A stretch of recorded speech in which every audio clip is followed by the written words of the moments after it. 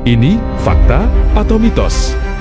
Pimpinan rumah sakit atau tenaga kesehatan yang menolak pasien gawat darurat emergensi dapat dipidana penjara maksimal 2 tahun dan denda hingga Rp 200 juta. Jika penolakan tersebut mengakibatkan kecacatan atau kematian, sanksi meningkat menjadi penjara maksimal 10 tahun dan denda hingga Rp 1 miliar sesuai pasal 438 Undang-Undang Kesehatan. Dalam kondisi gawat darurat mengancam nyawa, perlu penanganan segera. Rumah sakit wajib memberikan pertolongan pertama meskipun pasien tanpa kartu BPJS aktif. Pasien dapat langsung ke IGD tanpa rujukan, namun jika tidak memiliki BPJS, biaya akan ditanggung secara mandiri, umum, atau menggunakan mekanisme pembiayaan lain, seperti jam persal atau surat keterangan tidak mampu. Berikut adalah langkah-langkah dan prosedur yang harus dilakukan. Tindakan segera di IGD, langsung ke IGD.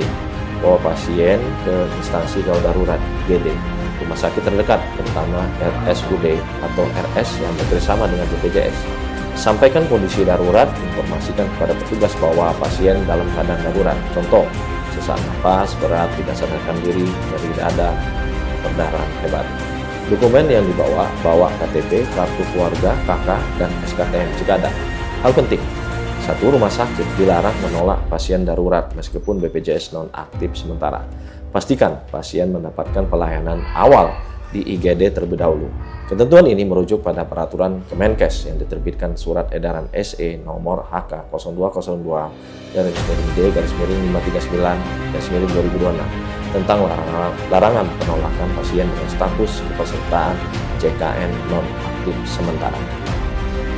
Pimpinan rumah sakit atau tenaga kesehatan yang menolak pasien gawat darurat emergensi dapat dipidana penjara maksimal 2 tahun dan denda hingga Rp 200 juta. Jika penolakan tersebut mengakibatkan kecacatan atau kematian, sanksi meningkat menjadi penjara maksimal 10 tahun dan denda hingga Rp 1 miliar sesuai pasal 438 Undang-Undang Kesehatan.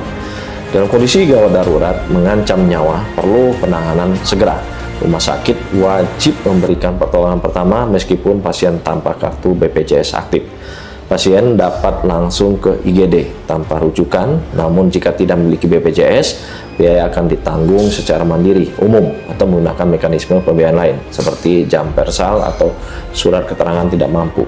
Berikut adalah langkah-langkah dan prosedur yang harus dilakukan. Tindakan segera di IGD, langsung ke IGD. Bawa pasien ke instansi gawat darurat IGD, rumah sakit terdekat, terutama RSUD atau RS yang bekerjasama dengan BPJS. Sampaikan kondisi darurat, informasikan kepada petugas bahwa pasien dalam keadaan darurat. Contoh, sesak napas berat.